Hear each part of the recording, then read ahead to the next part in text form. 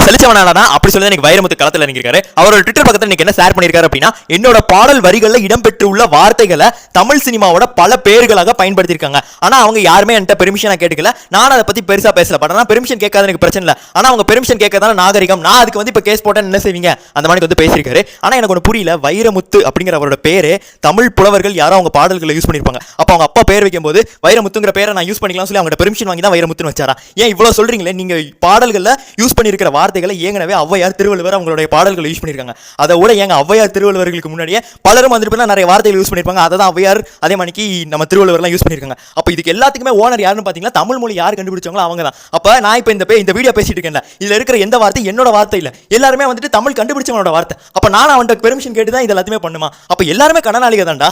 இப்படிலாம் பார்த்தா லூஸ் தனமா இருக்கு. இந்த மாதிரி கிறுக்கு புண்டதனமா பேசாதீங்கடா.